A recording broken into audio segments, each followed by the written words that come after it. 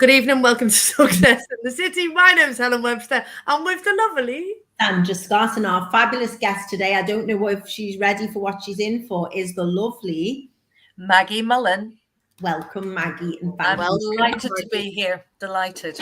Thank you so much for giving your time up. I was writing me this or that, and I got that excited. I've done it now. I always think, Helen, we get these really cool, amazing people on our show, and they must be used to talking to professional people where they've got headphones on in the studio and that, and then they come on in and it's like slick as anything, not, but there we go. It's real. It's amazing. I'm thrilled and honoured to be here. We're delighted. And thank you so much for giving your time up. We know you're super busy and we've wanted you on the show for ages and ages. Oh, bless you. So, yeah. Maggie is a good friend of Des, who has been on our show and also hosted our show when one of us hasn't been in. So big shout out to Des as well. Yeah. So first we shout out to the kids, any little people who've done amazing things this week. That we can give them a shout out about. Do you want to go first? No, you can. You can. Okay, so I'm going to shout out to all of the little people. It's half term. It's Halloween. They've all been collecting pumpkins. I absolutely love the photographs of everybody in the pumpkin, and all the kids are sitting in wheelbarrows, and it's just ace. I just think, when we were little, we had turnips, and now they've got. Yeah, I remember that. Yeah, my poor dad had to scrape the lethal out. Lethal, yeah. And now they've got all these beautiful pumpkins in it, and it's very Halloweeny. So big shout out to everyone who's got pumpkins and being super scary this week. Sam, do you want to shout out to little people? Well, little people who were at the pumpkin patch I went to on Saturday, but more or less shout out for the grown-ups who take the kids to the pumpkin patch. In the middle of fields, and they're just all squishy, and loads of them are rancid, and it was disgusting.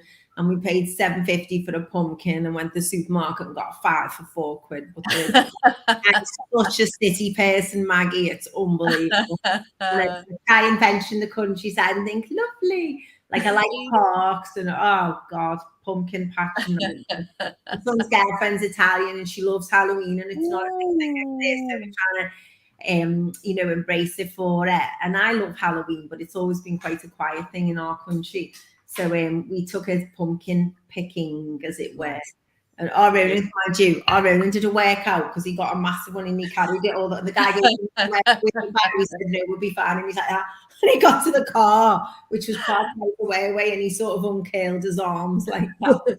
Stuff like that for ages. Oh, bless him. Bless him. Maggie, have you got any little people you want to give a shout out to? I have, and this one sort of caught my eye. There's a 10-year-old who's just climbed all the Munros in Scotland. I mean, I'm a big walker. I love walking.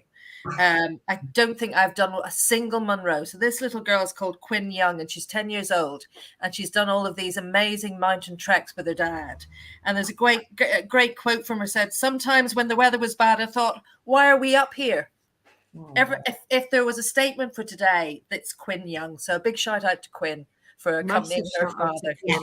And so for people who don't know, Munros are the peaks in Scotland that are over. Is it 3,000? They were called. He's the history of Munro was he was apparently he was a Scottish landowner.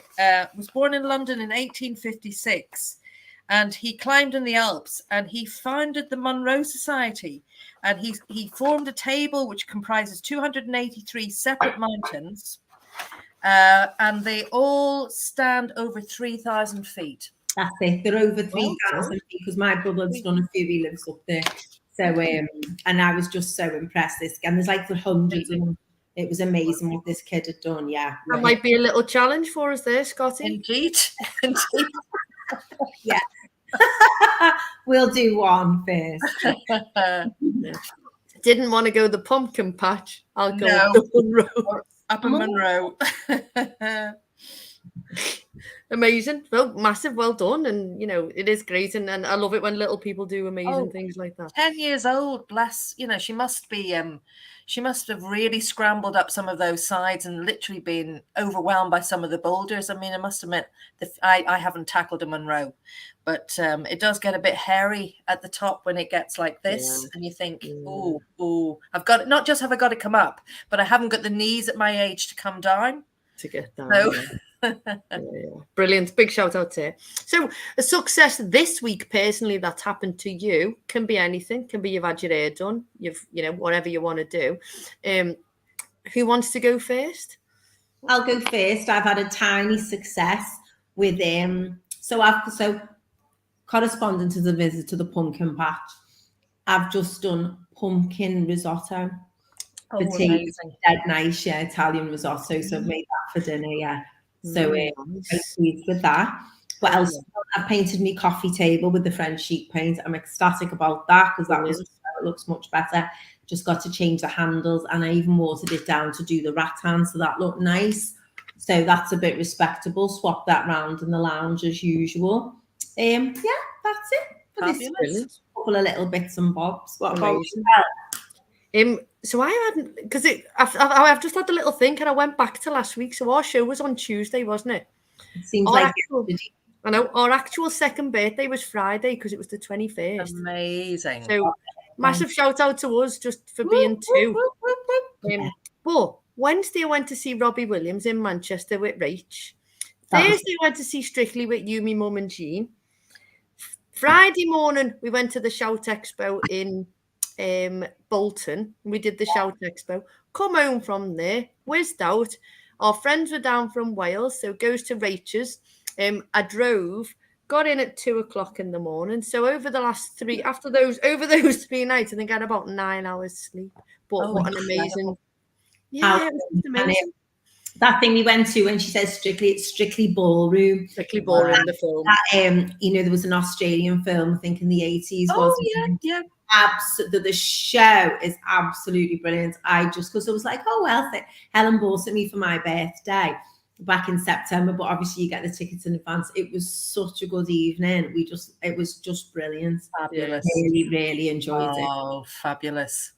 So pretty cool weekend really. What about you, Maggie? Do you know what? I think mine is a pretty big one, really, and I think it's probably a sort of quite a pertinent question in that I think I've realised how menopausal I am, and I finally, and I've been listening to I've been working with this sort of health app called Zoe. Because I suffer from irritable bowel syndrome, so and for a few months it's been getting difficult. And their podcasts, and they're called Zoe, are tremendous. And they did this podcast about menopause, and I suddenly thought, goodness me, I've been battling with these symptoms, the brain fog, the dizziness, the joints, and so I summed up the courage, and I'm almost evangelical about it now.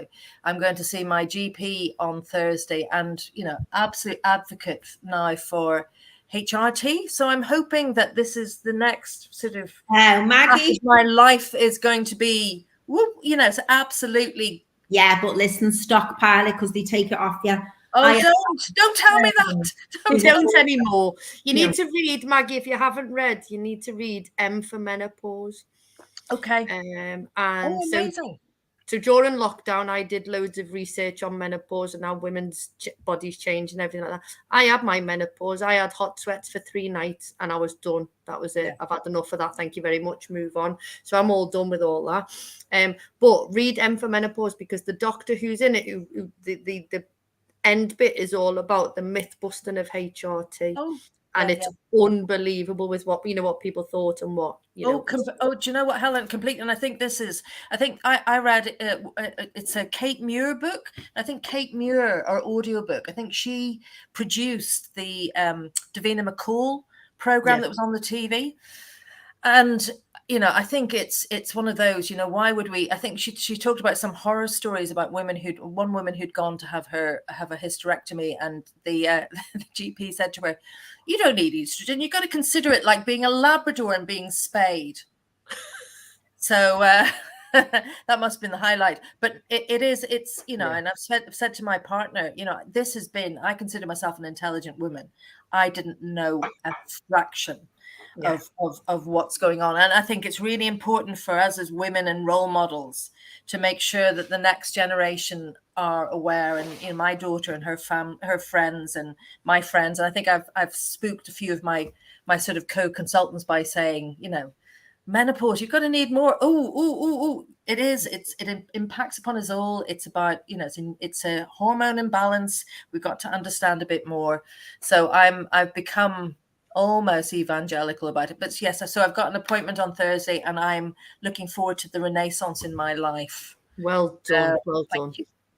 Well done, brilliant, Susie Kane. So we've never had a random. We've just had #36.fun. Yeah. I've just actually blocked them because they're on. They were coming through on YouTube, and people can comment, and they were coming through with like hot girls. So there you go, hot menopausal girls is right. Susie Kane's listening, and she says she's going to check this book out. She's going crackers with it, definitely 100%. And a lot of it is to do with diet as well. And completely. Yeah. So like. There's lots of, and there's just loads in that book. It's just really good. Yeah. So yeah. Well done, you. So we're gonna play this or that. Yeah, we're gonna play this or that. Sandra's gonna ask me and you. I'll ask you and Sandra. Sandra, who's going first? I'll go first if you like. Okay. So Maggie is a fabulous, accomplished architect. So my first one hopefully relates to your profession. Okay. So, Art Deco design, or from the Art Deco design or Neo-Gothic design, quite contrasting designs there. It's in terms of architecture. I think Art Deco, I think it's interesting because I've been talking recently about how architectural styles reflect people's confidence. And obviously we're in an environment now which is incredibly challenging for millions and millions of people. And people tend to look backwards when they're not very confident in terms of their money and the economy. And so Art Deco was a great celebration of a new art and architectural movement that was very forward-looking. Mm-hmm. Whereas Neo-Gothic was looking back to an age where people thought they had more stability. So definitely Art Deco. Very good. That's interesting. I'm going to go Art Deco just because I like it. What about you, Sam? Me too, definitely. I love all those designs. I think they're beautiful, and there's some gorgeous places, particularly in Europe. There's a famous cafe in Brussels and that, which is beautiful, and I just love it. And like in Paris as well, there's some gorgeous examples of that architecture. But I use the Neo-Gothic because, of course, we've got our own cathedral here to that style. Okay. What about you, Hel? Yeah, so it's my this or that now. I'm sort of sticking with the same architectural theme. Okay. I was a bit worried when you come up. I'm going to say, Maggie, Lego or Meccano. Oh no, that's quite controversial, Helen. I know. That's controversial because that's almost engineering versus architecture. So I'm going to have to lean towards the Lego, because you don't have to do all of that sort of fiddly nuts and bolt thing. I think 100%. I would be leaning towards the Lego. Yeah, and it's in bright colours. What about you, Sam? Definitely Lego. Well, I didn't have Meccano, so but Lego was brilliant. No, but Lego was like quite posh when I was a kid. I loved Lego. Still posh now. Yeah, it's pricey, isn't it? I just, but of course we never got sets. You just had bricks and had to do what you did with them. There was no like guide to build Harry Potter's castle or something. That was it. But Lego, hands down, I love it. Yeah, so I'm going to go Lego. So our Stuart had Lego, and we both had Lego. He had Meccano as well. Meccano was local, wasn't it? Wasn't Meccano? Yeah, that's right. So where the Edge Lane retail park is, that was the home of Meccano, which is why the big liver bird is built out of Meccano. That's there, which is dead cool. Yeah, which I didn't know that, Helen. See, every day is a school day. Every day is a school day, especially in my world. Yeah. So I'm okay. Go on, Sam. Okay. Maggie, as an architect, would you rather design a domestic dwelling or a commercial building?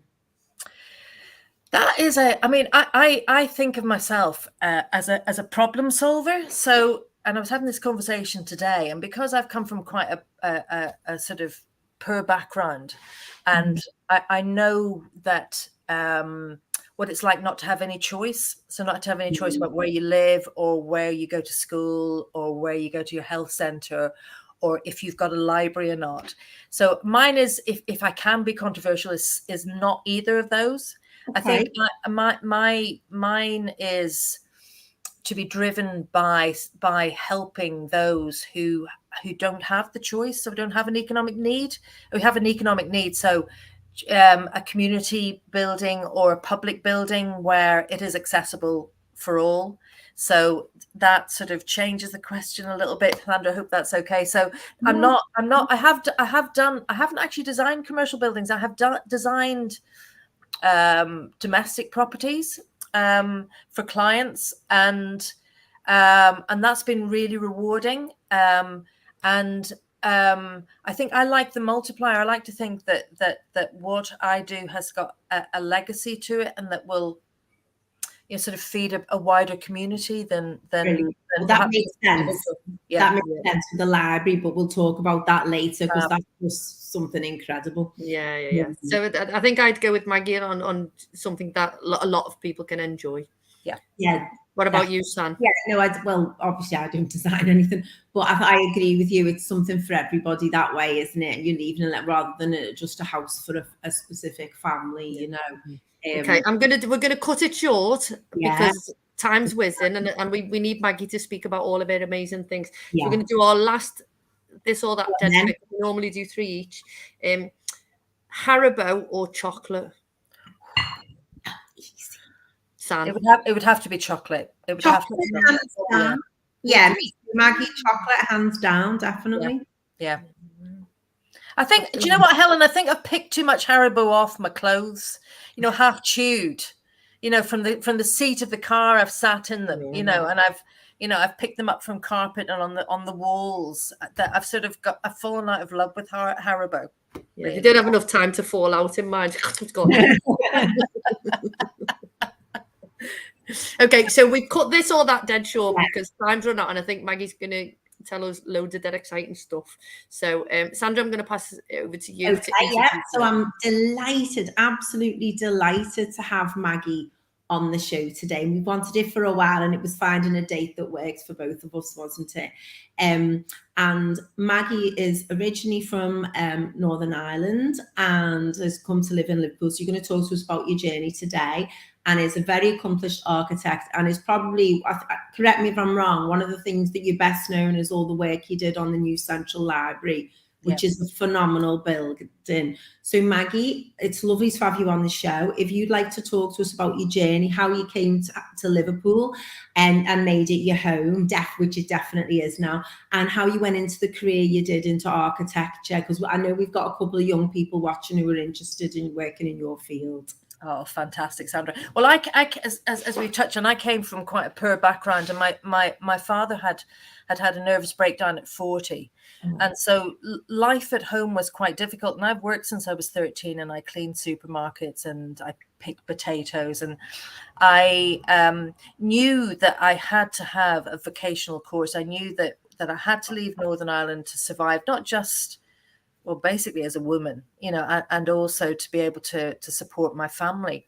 And I ended up, which was quite difficult. I ended up in conflict with my dad, and I got, ended up living with my grandmother to do my A-levels. And I was, so education was my mother, bless her, and she died 18 months ago, and I absolutely adore my mother, but she left school at 15. So education was something I had to fight for.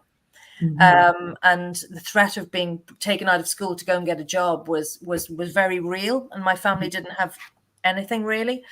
And so when I came to Liverpool, I knew, and I chose architecture. I mean, I had a science background. I loved art. I sort of dabbled with medicine a little bit. And I did, in the school, I went to convent grammar school in Northern Ireland, and I was being sort of considered for Oxbridge, but I knew that socially and economically I couldn't survive. I couldn't have done I came from absolutely nothing. I had my brain, and I had my drive, and I had my absolute desire to succeed, because I couldn't go back. So I came to Liverpool, and at the time I'd fallen in love with Liverpool because of Brookside. I'd watched Brookside, and I wanted to be in Liverpool. Liverpool was just this incredible city. I wanted to be in Liverpool, and I came to Liverpool, and I'd signed up to do architecture, and architecture's, I'd come from from doing sort of 3 sciences and art for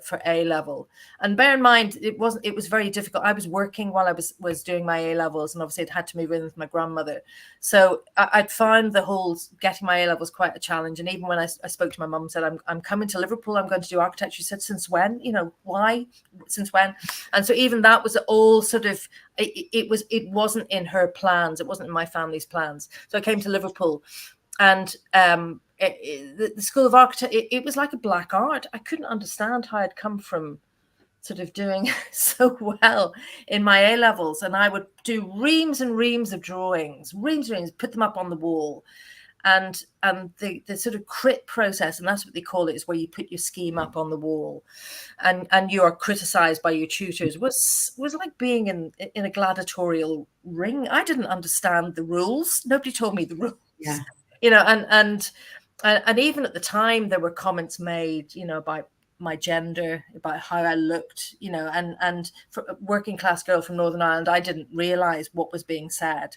And then I would do all this work, and somebody else would put a postage stamp up and do a quote by a philosopher, and they would get a first and I would get a 2-2. And I thought, this doesn't make sense. This isn't. Mm-hmm. And so I really struggled with the big cultural shift. I struggled with being on my own for the first time, really, and I almost failed my first year, and I came out at the end of it, and again I couldn't go home because I couldn't go home. My father wouldn't let me come home, so I ended up working in Wales as a kitchen porter for that summer, with all my stuff, because I never travelled light.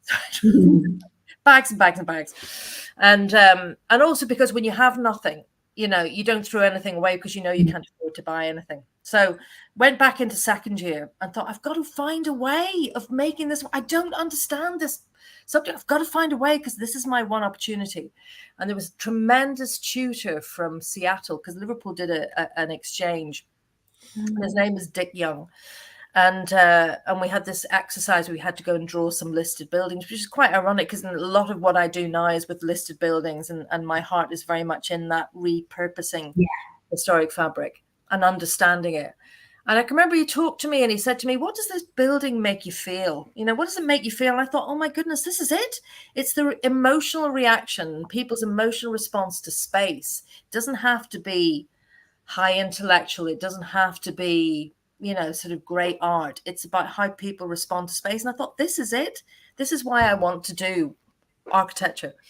And so I finished my course, took 2 years out of in the middle, met my ex-husband, and then went to work for Liverpool City Architects Department when I was doing my master's. And there was, you know, I've always been a socialist. I've always, you know, from my background, but I've always believed that I can contribute, you know, and it back, and for all the reasons we said about, you know, sort of, you know, those people in society, and, you know, pertinent now given the political situation, who have no choice. Mm-hmm. You have no choice about where they go to school, where they live.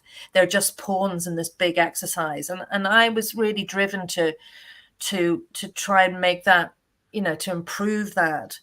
And Liverpool Central Library happened really out of that. And I had been, if you want to call it euphemistically, I became first female president of Liverpool Architecture Society in 150 years, which is a tremendous achievement for a Ballymurray girl, you know, which was fantastic.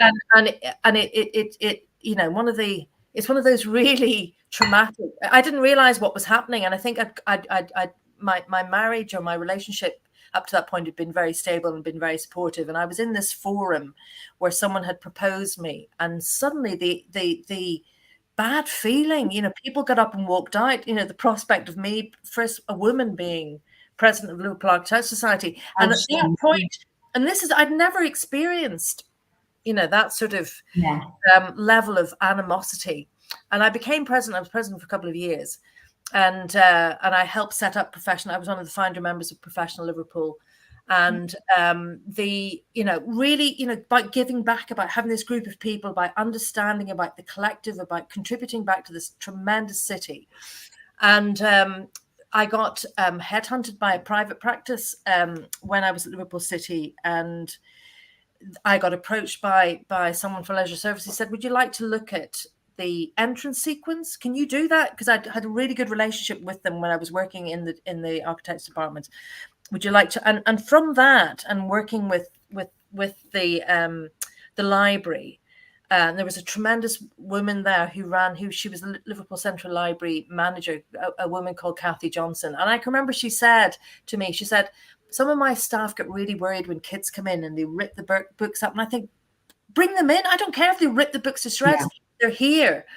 And that to me was a driver. I thought it is about getting people through the doors. It's about making sure that people read the language, and I talk about architectural language and that emotional connection, and say, this space is for me. I have every right to be in this space.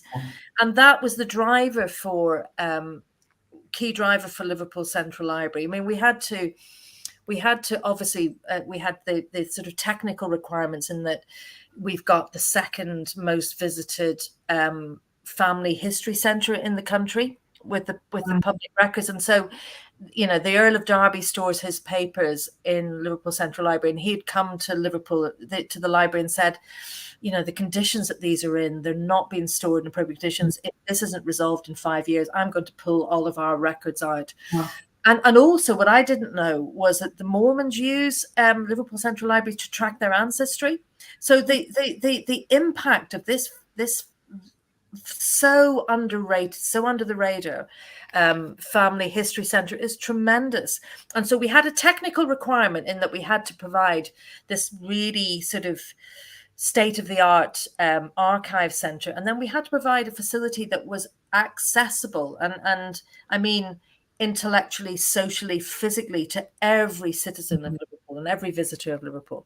And that was a massive driver. And then how to use the building so that you come in and it's not there's no immediate security, that when you see the language, and I talk about language, how you see the image and the styling and the furniture and the colors and where the ceiling is, that it's recognizable.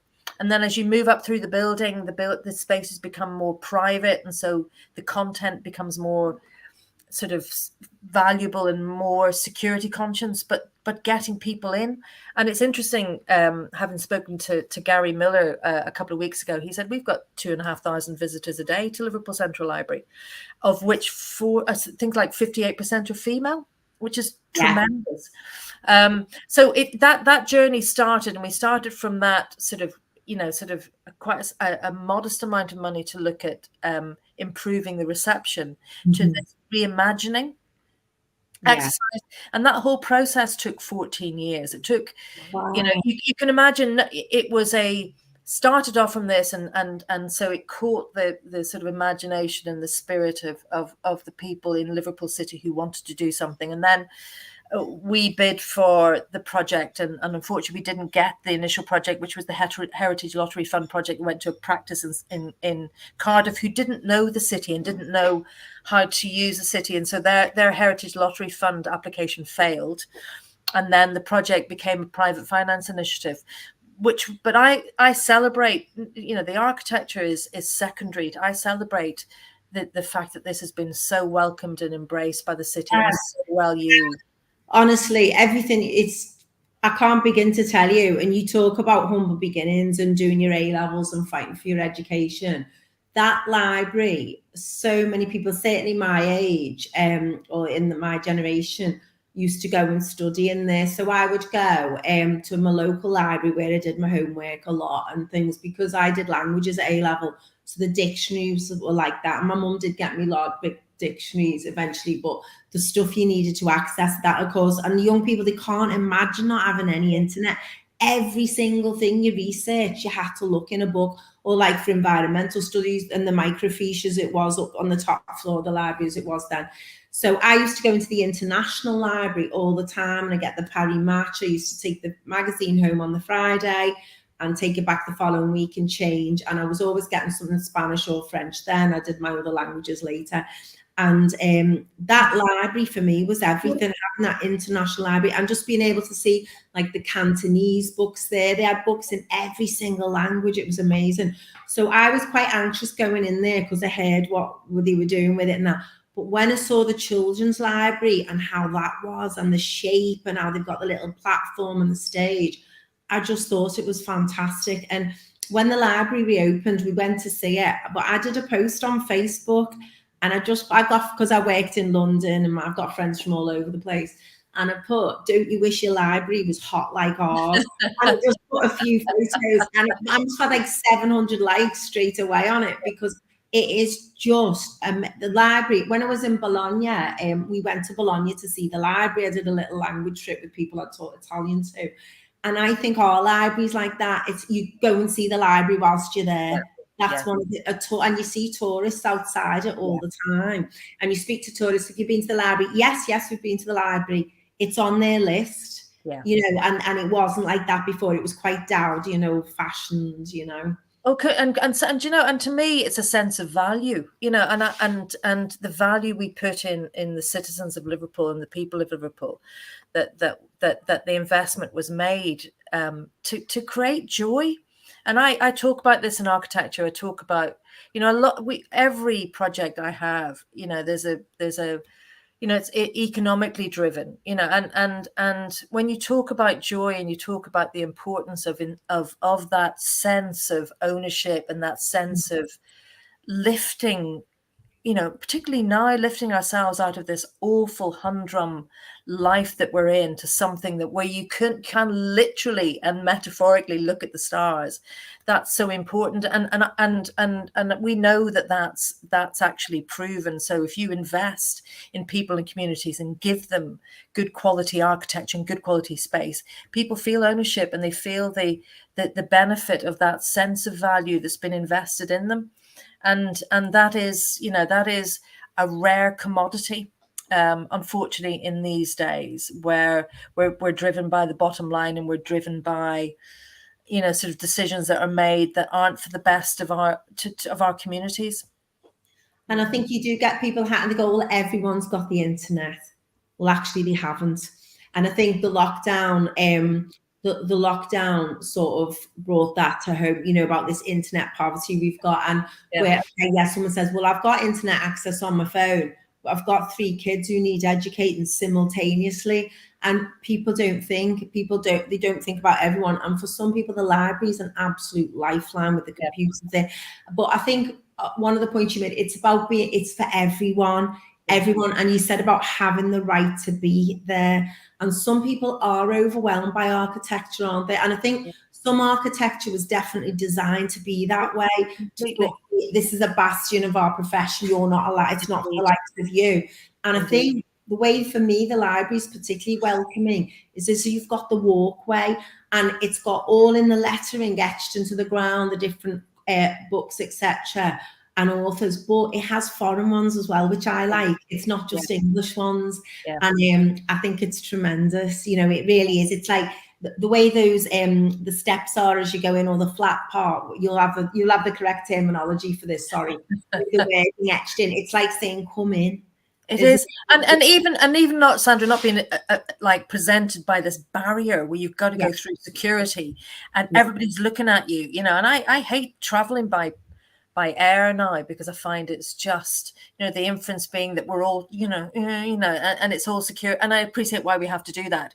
But, you know, you don't do that with a library. You know, you want, you know, the fact that you don't have that defensive sort of barrier to begin with, in and out, that does, I mean, having come from nothing, I mean, there was a library at the end of, before we moved into the middle of nowhere, there was a library at the end of my street. And I read everything in my house, which was like one Reader's Digest, one encyclopedia that my mum had got.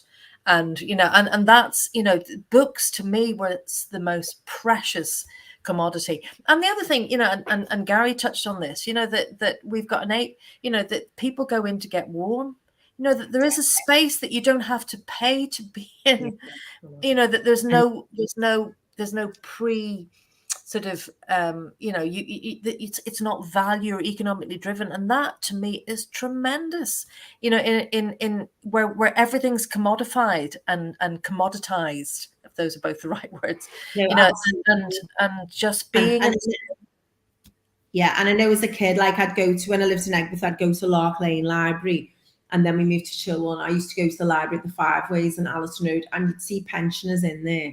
Even then, you used to see well, that was the 80s when I did my A-levels.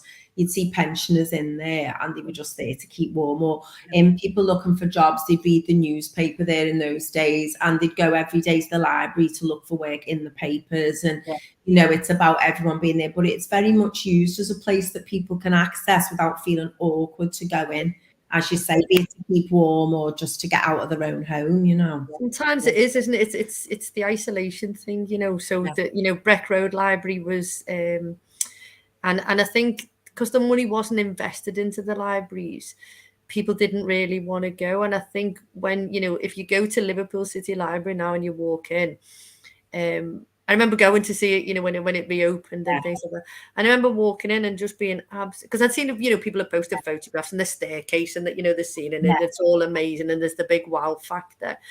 And I think when I walked in, I was, because it didn't feel like a library. Yeah. Some people, you were saying it's accessible for all. Some people think you've got to be clever to go to a library. Why would I be in a library? I've got to be dead clever because I've got to read books and things. And they used to do a great thing in Breck Road Library. And there was about 6 or 7 fellas who used to go, and they were all in their 60s, 70s, and they were retired. And they used to all go and read the newspaper with each other and have a chat. And it was more of a social thing for them to just read the paper, have a little chat with the mates, and then they used to go off and around and things. So I think the library is more than books, isn't it? It's very much so. And also, you've maintained the integrity of the Hornby rooms, the reading rooms and everything, which they are like something from Harry Potter. They're just incredible, But again, anyone can go and see it. And there's talks there you can go to and things. And I would say to anybody, if you haven't been to the library yet, go. Or if you've got kids, go. Just take them and show them. And it's really, it inspired me. I joined the library again. Because of it, I joined that library. It's so nice. It's a great day out, isn't it, for half term as well? They'll have loads of half term activities on there. They'll have people reading, they have authors there, they have loads of little clubs and things for the kids, and it's all free, and you can just go and experience something amazing, isn't it? What other big projects have you done, Maggie? I've worked a lot in education. I mean, a lot of what I've done has been and it's interesting looking back at projects where that have been what I call successful, but in my terms, so projects where the whole's been greater than the sum of the parts. So we've worked together as a client and architect and really created something. And so I've worked a lot with the Diocese of Liverpool with repurposing churches. And I've worked a lot in education, and my work with the diocese it's been really interesting in that and I look after a number of churches. I look after St. Nicholas's down on the waterfront. I'm what's called a quinquennial architect. So a quinquennial architect, big word, is an architect that does a 5-yearly survey for a church to basically look after the church. Okay. And so I look after St. Nicholas's. I look after the beautiful St. Margaret's on Breck Road. I look after a couple of, I look after about 9. And what I've seen, and the couple of churches I worked with in Wigan, which is part of Liverpool Diocese, have really, when the third sector, when the voluntary sector imploded, and they've been in communities where there've been such an incredible need, and they're in buildings that are working against them.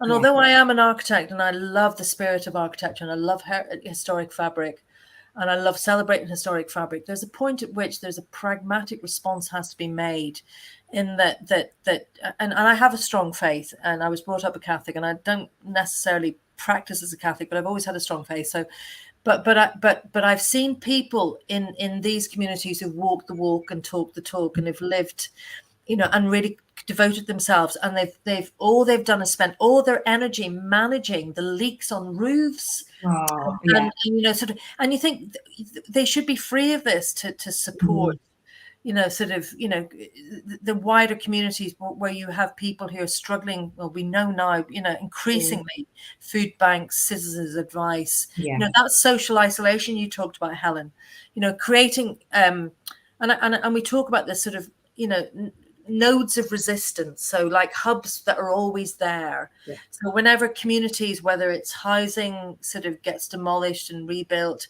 but the churches are there, and it's not, you know, whether you've got a faith or not, they're there as a consistent reminder that there is a community, because I think the sense of community, you know, and I'm not being political about it, even though I am, you know, I believe that about 30 years ago, the political move in this country was to dissolve the sense of community and that sense of our responsibility to other people. Yeah. And I think that particularly through COVID, when we had this need, not necessarily to look after ourselves, but to look after ourselves for the benefit of other people, I think it's brought it to light. Now we're in this situation where, you know, the poverty and fuel poverty and this, you know, this dreadful cost of living crisis. This sense of community is even more important. So a lot of the work I've done with churches is to try and find a way of unlocking what they have. I mean, my expertise is in adapting historic fabric, but there's a point at which you can say, you know, are we keeping something as a sort of icon which isn't relevant, and is you know, and how do we make sure that it's adapted to meet the needs of communities, and how do we make sure that our churches and those buildings operate for a community for 7 days a week? And so a lot of what I've been doing with the diocese is based on that, with very little money and with a huge amount of faith and commitment and it is humbling, I have to say, and where you know, and I take their faith in me and their trust in me incredibly you know, to heart, and it's an amazing responsibility, and I'm humbled by it.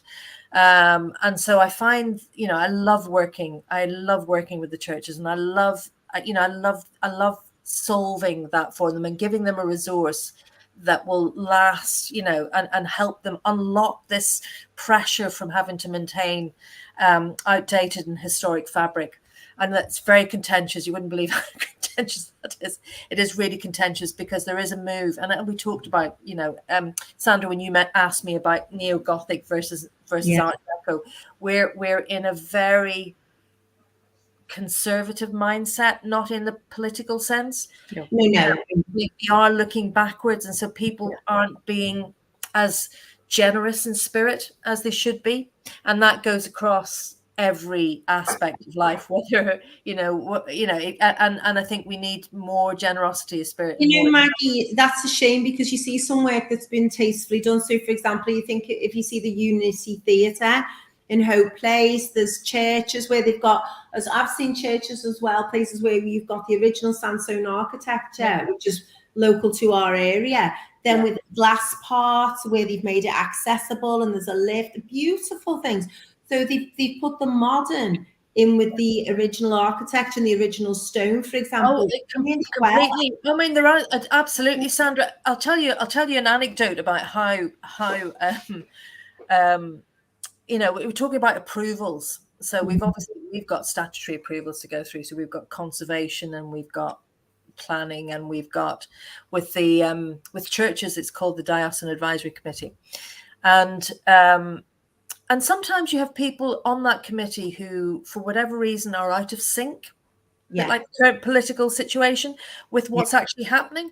And there's a beautiful church at the end of Earl Road called St Dunstan's, which I looked at. I know it was a medical practice there. I've interpreted. Beautiful church, but it's a church that was designed for a congregation of 30,000 people. It now has a congregation of 30 people, and there's an organ in that church that hasn't been used for 30 years. And there's an organisation in the States who wants to buy that organ for £100,000.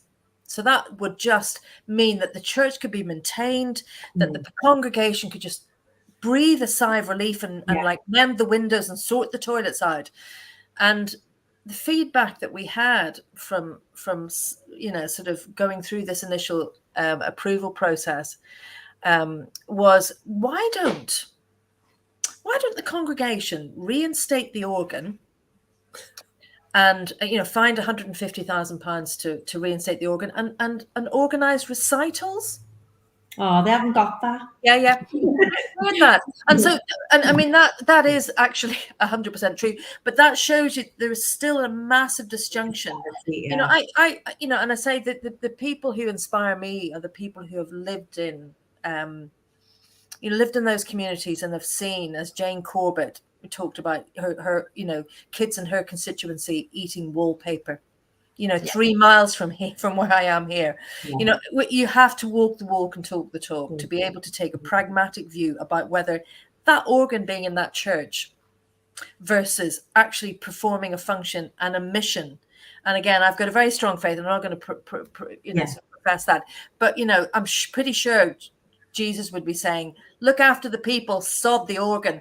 So, as you say, Maggie, faithful or not, I bet a lot of people, and it's not something I'd have thought of when we knew you were coming on the show, because a lot of people don't know an architect, or if they do, we know architects in business, but there's someone who'll design an extension on the back of your house or convert your garage. They're not people who do projects so much like you do.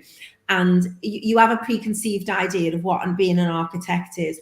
You don't sort of look at the socioeconomic impact of the community. You don't think, as a lay person who knows nothing about architecture, you don't really think of things like that and the social responsibility you have. Although I did grow up with my mother commenting on blocks of flats and multi-stories that were done in the 60s. Whoever did that should have been shot. That was a regular lament I used to hear out of my mum's mouth growing up. So it's very, very interesting. What would you say to a young person now who wants to be an architect, someone maybe who's doing a degree in architecture or has a degree? Because it's really hard for them to carry on and actually get into the profession, isn't it, because of placements and things? It is, and I think it's to know you can gather experience from so many sources, and it doesn't have to be architecture. And I think I've always held this in that I used to, before I set up on my own 8 years ago, a bit unfortunate. I find myself out of sync with my daughter's autistic, and I find myself out of sync with the practice that I had helped to build. And I was having to leave at 3 o'clock in the afternoon. I didn't get a great deal of support. I was talking about that today. And I hope things have moved on since then. So I set up my own, and I was talking when I ran the Liverpool office of this big firm. I thought it was really important that the young architects, rather than sitting in the office looking at architecture magazines and it like a catalogue, I'll have this, I'll have one of these, and I'm going to put to actually experience how people lived and what was motivating them and where their limitations were. And so in terms of young architects coming up through, look at, particularly this city, where you have we have the rough sleeping challenges we have, experience what it's like at the other end in terms of volunteer for health, volunteer for the Whitechapel Centre, volunteer where you can actually at the right end understand, by the time, this is where my value is. And I talk about this. I've served my time. I've earned my stripes with regard to design. I'm a very good architectural designer, but I'm a very good architect, which means I hope I've solved problems, and I put that ahead of the design, whatever awards I've won. And my background and where I've come from and what I've experienced in terms of poverty and deprivation has been a big driver. And people I've talked to with similar backgrounds to me have said the drive not to be in poverty and that drive comes from you. And so that none of us are very far away from having no choice.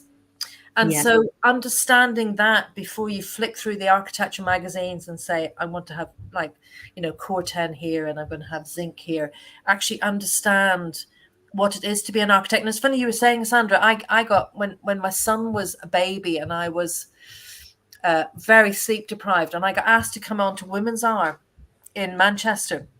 And I was asked, and the question was about tower blocks and the sort of 60s living in the sky. And it was Jenny Murray said, would there still have been tower blocks if there'd been more women involved in the process? And I think my response was maybe, but the brief would have been different. Yeah. And I think that's what I'm saying. If you're a young architect, don't look at the two-dimensional tip of the iceberg that you see as you walk around the city or whatever city, you think about the value of that problem solving and that socioeconomic input that you have done at the early stage. And the only way you can do that is to experience it. So practice is one aspect of it, but life experience is a massive plus. And I think it's like you saying, look at I know we haven't got much time. You're just so interesting now. It's like we could say, for example, you're saying, you've got to think of constraints as well. So when people go into a profession, a young people, quite ideological about it. Oh, we want this, want that. And actually, the constraints are which materials can you use, which is more affordable, how tight's the budget, how muchly, and it's things like that. And you were saying before about being driven through poverty. I think, I used to sew as a kid a lot. I used to make my clothes and everything growing up. And I've got that. What can I do with it? Not, I want to create this. Where do I get it? You're given the materials, or you've given us an old dress that you recut or do something with. And if you're not someone who's been able to go and pick what you want, that's quite alien to you. Yeah. And I wonder if that's why you favour taking things you've got already, Maggie, and make them accessible to Joe Blogs. If you like, thank God you came here to study. Thank God you went to your nan's to play levels. Do you know what, Liverpool? I just really wanted to come to Liverpool, and I was saying to somebody, because my daughter's at uni in London now, and it's tremendous. She's ASD, and I cannot believe, bless her, she's digging so deep. Oh. And I was, she messaged me this week. She's been there for 6 weeks. Mum, how do you use the washing machine? I was thinking, she's been there for 6 weeks and she's not done a stick of washing. No clothes. Then again, I used to go back on the boat with a bag after 10 or 12 weeks. And of course, the security then, way back in the late 80s, early 90s, would do that. I'd go, don't touch. I wouldn't go in. I wouldn't go in. No, I wouldn't touch. Yeah, scan. I wouldn't touch. Oh, brilliant. So we've got lots of people listening in, so I'm just going to do a quick fire of so my uncle Ron's listening in, and we're going back to the library. Did it incorporate Picton Hall? It incorporated the Picton Library. Is that what Ron means? Yes, it did. It's interesting because again, as you touched on it, Sandra, architecture takes so many layers. And things, you don't have to be good at all of it. You have to be good at what you know you're good at, and then let other people do the other stuff. Yeah. And the interesting, I've got an economics sort of background as well, because when my daughter was born, I thought my brain was going to mush. That I did a correspondence course from the LSE. But the interesting thing about the PFI with that is that the first time it came out, nobody in the industry wanted to touch the historic fabric because it was too risky. So nobody, if you can imagine, the PFI is like taking a mortgage. So anybody who was going to buy it was going, oh no, we don't know what's happening with that. What does PFI stand for, please? Private Finance Initiative. Apologies, Sandra. Right. So basically, just for everyone, it's the local authority borrows money. It's like a mortgage, and what happens is a company comes in and says, "I'll take that all on, and you can rent it back." It was an initiative that would allow the private sector to invest. Okay. And what they initially would do, they like things they could see, or they built themselves, so they know how they were built. So if you've got historic buildings, you don't know, and you still don't know, when you take something off, what's in there? Mm-hmm. So the risk was quite great. So the first generation, they call them, of Private Finance Initiative for Liverpool Central Library, none of the market people, the sort of providers, as they called them, the people who had money, were interested, because it was like, we don't know what's going in there. So Liverpool City sort of took the historic elements out and said, we'll do those in a different way. And then you just build a new build, and hence it happened. So yes, it did include the Picton Library as well. Brilliant. Peter Lloyd's listening, and Peter Lloyd's a past guest, and he's he does gardens, so he's a landscape gardener who does sensory gardens and amazing things like that. And he says, fascinating story with the library. I've loved hearing about Maggie's background work and conservation philosophies. Brilliant work, great show.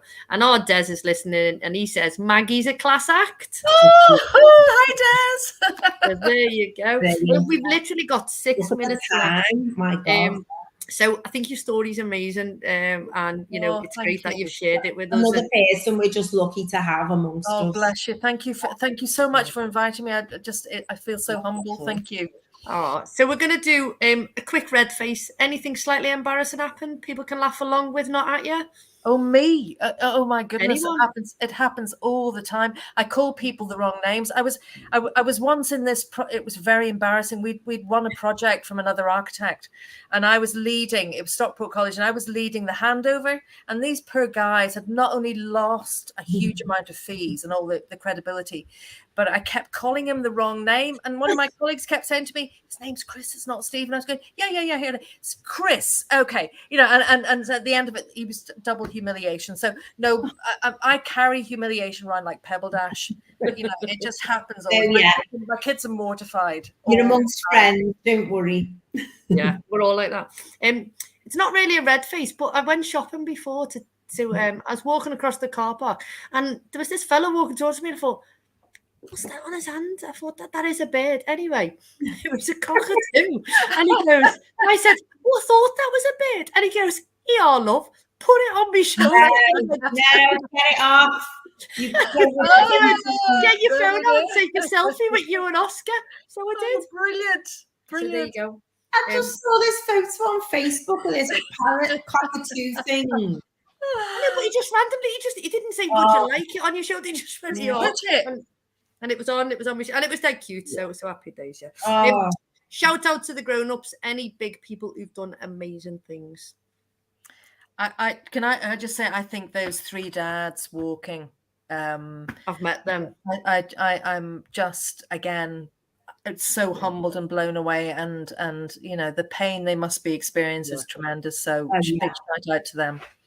I met one of them and he did a talk, and it was just, I had to sit there and didn't blink all the way through because I was in bits. It was just amazing. So it was three guys who've all lost their children to suicide, and they're just amazing. And they're doing loads of fundraising and things like that. I met them in Manchester. Great guys, yeah. Shout out grown-ups for you, San. Just Peter Dicko was on the show last week because he's going off to Nepal now on his way to do the construction project and everything they're doing and the trek. So he won't know what's hit him. And a shout out to Maggie, who's our guest today. Oh, bless you. Thank you. I love the library. Was one of the must have been the building closest to my heart in our whole city. I got so much out of it. And then I was nervous about going in, Maggie, you know. And then I went and I was just so happy. And it's packed, you know. When you go in, there's always loads of people in there. Oh, that's amazing. And the kids bit is brilliant. Oh, fab. Fabulous. I'm going to give a shout out to Des, to Emmett, and to Ian.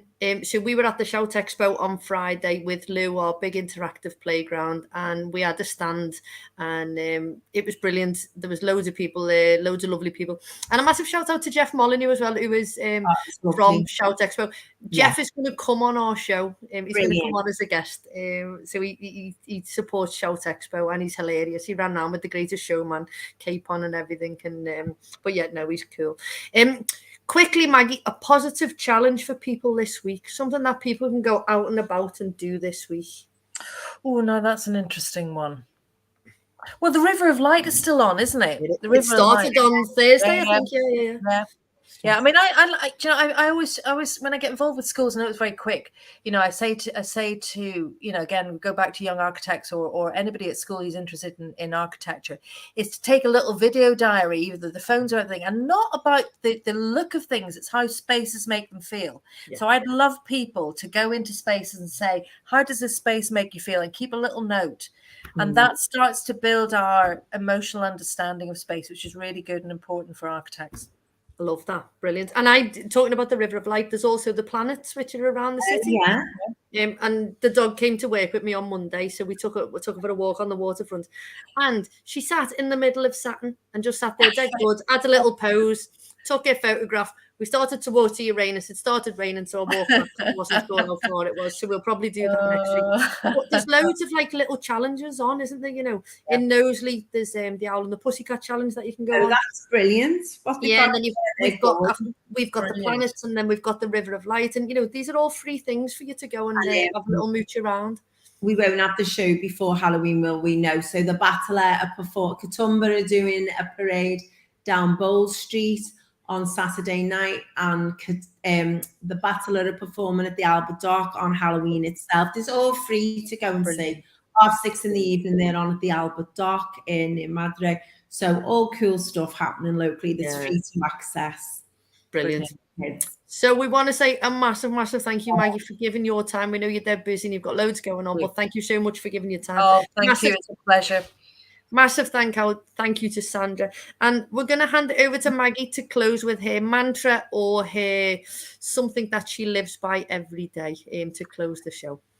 You know, my clients always say to me, I always go on, time spent in reconnaissance is never wasted. But I think I have to say, as I say to my kids, education sets you free. You know, learn, open heart, open mind, you know, sort of that's the mantra that I live by. I love that. Brilliant. Power. Yeah. 100%.